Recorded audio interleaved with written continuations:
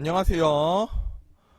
이제 추석 명절입니다. 우리 모두 풍성한 한가위 되기를 바래요. 오늘도 영상으로 함께 계속하겠습니다. 우리는 무엇을 믿는가? 계속해서 나누도록 하겠습니다. 오늘은 사실 성령을 주제로 나누려고 했는데 오늘 이 성령을 나누기 전에 오늘의 주제를 먼저 하는 것이 맞다고 생각이 되었습니다. 그래서 오늘의 주제로 함께 나누도록 하겠습니다. 성령은 하나님의 영, 거룩한 영입니다. 성부 하나님, 성자 예수님과 함께 그 하나님의 행동을 해 나가십니다. 우리는 무엇을 믿는가라는 영상 컨텐츠를 만드는데 그 특성상 이 하나님의 존재 방식에 대해서 언급을 안 할 수가 없습니다. 사실 저는 하기 싫어요. 왜냐하면 제가 명료하게 잘 설명할 자신이 없기 때문입니다. 그런데 반드시 해야 됩니다. 너무 기본적인 교리이기 때문에 꼭 해야 되는 거예요. 그것은 바로 삼위일체입니다. 3단 합체 아니고요. 게임 아이템도 아닙니다. 삼위일체. 말 그대로 삼위, 세 위격이 일체, 하나이다 라는 겁니다. 성부 하나님, 성자 예수님, 또 성령님이 한 분 하나님이시라는 것입니다. 하나님은 한 본질 안에서 세 위격으로 구별되지만 영원히 함께 계시는 한 하나님이라는 거예요. 우리 성경 구절을 하나 읽어보겠습니다. 우리 디모데전서 2장 말씀입니다. 하나님은 한 분이시오. 또 하나님과 사람 사이의 중보자도 한 분이시니 곧 사람이신 그리스도 예수라. 아멘. 하나님은 세 위격으로 또 한 분으로 계십니다. 창조입니다. 창조하실 때에 성부 하나님께서 계획하고 일을 진행하셨습니다. 그리고 말씀으로 온 만물을 창조하셨습니다. 그 말씀은 성자 예수님입니다. 그리고 하나님의 영이 그 수면에 운행하셨습니다. 삼위의 하나님이 온 만물을 창조하셨습니다. 또 구원하실 때에도 삼위의 하나님이 일하셨습니다. 성부 하나님은 온 인류의 구원을 계획하시고 진행시키셨습니다. 그리고 성자 예수님은 십자가를 지심으로 그 하나님의 구원의 계획을 이루셨습니다. 그리고 성령님이 하나님의 자녀된 우리에게 임하셔서 지키시고 보호하시며 구원을 완성하십니다. 삼위의 하나님이 그렇게 하셨습니다. 하나님은 성부 하나님, 성자 예수님, 보혜사 성령님 이렇게 한 분으로 계십니다. 그런데 이것은요 사실 굉장히 인간 입장에서 이해하기 힘든 하나님의 존재 방식입니다. 그런데 생각해보면 인간이 하나님을 명료하게 설명할 수 있다는 것이 말이 안 되죠. 하나님은 우리를 만드신 창조주시니까요. 우리와는 다른 차원의 존재니까요. 이 삼위일체를 억지로 명료하게 설명하려고 하면 잘못 설명하게 됩니다. 흔히 하는 삼위일체에 대한 설명 중에 잘못된 설명을 소개하겠습니다. 이렇게 설명하면 안 된다는 거예요. 먼저 삼심론입니다. 하나님을 세 분으로 보는 거예요. 그리고 그 본질과 등급에 있어서 차이가 있다고 보는 것입니다. 부분적으로든 전체적으로든 성부, 성자, 성령을 따로 구분지어서 보는 거예요. 이 삼심론은요 완전히 이단으로 정죄됩니다. 이 삼심론은요 기독교의 믿음과 구원, 십자가와 대속에 대한 설명을 완전히 뒤틀 수 있게 됩니다. 제가 그동안 설명했잖아요. 예수님이 하나님이 아니시라면 우리의 구원과 십자가의 의미가 달라지는 겁니다. 그러니까 이단들은요 이 삼위일체를 부정합니다. 이 삼위일체를 부정해야 이 구원과 십자가의 의미를 다르게 해석할 수 있으니까요.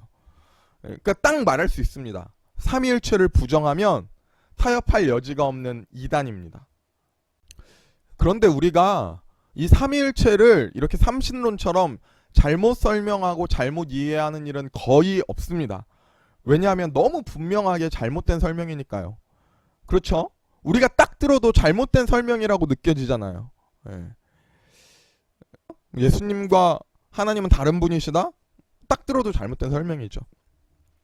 그런데 문제는 지금도 많은 사람들이 잘못 설명하고 있는 방식이 있습니다. 그건 바로 양태론입니다. 굉장히 많은 사람들이 이렇게 이해하고 잘못 설명하고 있어요. 이 양태론은 성부 하나님과 성자 예수님, 성령님이 동시에 존재하지 않고 단지 환경에 따라 다른 방식으로 자신을 바꾸시는 분으로 설명합니다. 쉽게 말하면 하나님이 필요에 따라서 그 형태를 바꾸시는 거예요. 필요에 따라서 하나님이 성부로 계시다가 또 성자의 모습으로 계시기도 하고요. 또 성령의 모습으로 존재하기도 한다는 설명입니다. 예를 들어 볼게요. 예를 들면 가정에서는 아버지예요. 그런데 그 가정에서 아버지로 계시는 그 아버지가 회사에서는 과장님입니다. 그런데 교회를 오면 집사님이라고 불려요. 아버지, 과장님, 집사님 다 같은 사람이죠.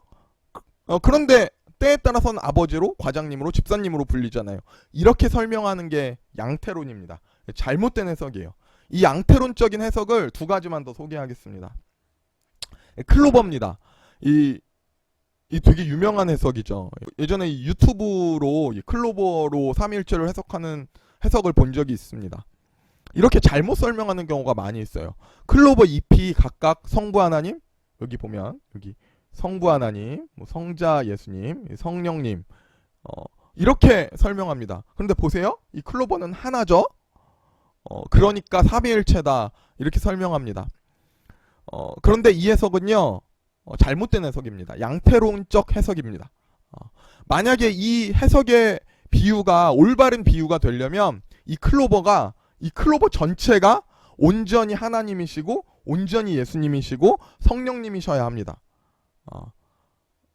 그러면서 각기 다 다른 분이시면서 동시에 한 분이셔야 합니다.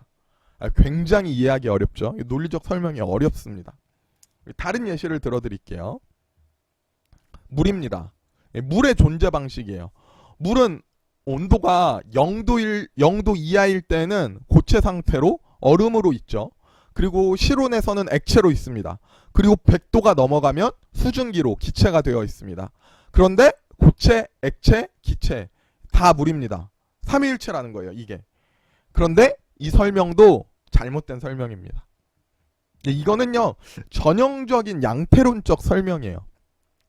이 설명이 올바른 설명이 되려면요, 이 물이 고체이면서 동시에 액체이면서 동시에 기체 상태라면 올바른 설명이 될 수도 있을 것 같아요. 동시에 얼음이고 동시에 물이고 동시에 기체에 각각의 개성과 독립된 특징을 유지하면서 동시에 하나라면 말입니다. 시간과 환경에 따라 그 상태가 변하면 안 됩니다. 그러면 양태론적 설명이 돼요. 저는 이 삼위일체를 설명하는데 저는 적절한 좋은 예시를 저는 못 찾았어요. 이 삼위일체를 우리가 이해하고 논리적으로 설명하는 좋은 예를 저는 못 봤습니다. 저는 개인적으로 이걸 설명한다는 게 불가능하다고 저는 생각합니다. 그런데 생각해보면요, 하나님의 존재를 우리가 논리적으로 명확하게 설명할 수 있다는 것 자체가 논리적이지 않습니다.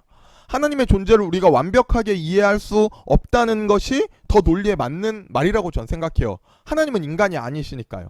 하나님은 우리와 같은 시간을 사시는 분이 아니니까요. 하나님은 신이니까요. 그렇죠. 그러니까 이 삼위일체에 대해 우리 감리교의 창시자 존 웨슬리 목사님은요, 이렇게 얘기했습니다. 하늘에서 증거하는 이가 셋이니 아버지와 말씀과 성령이라. 그리고 요한일서 5장 7절에 보면 이 셋이 하나이니라.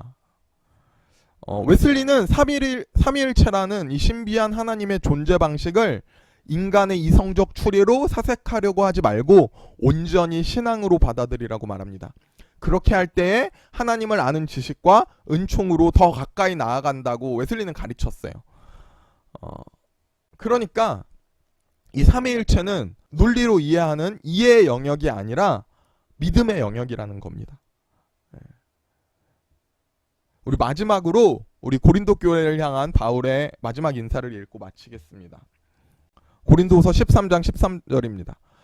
우리 예수 그리스도의 은혜와 하나님의 사랑과 성령의 고통하심이 너희 무리와 함께 있을지어다. 아멘. 목사님께서 축도해 주실 때 이렇게 하는, 우리에게 축복해 주시는 말씀이죠.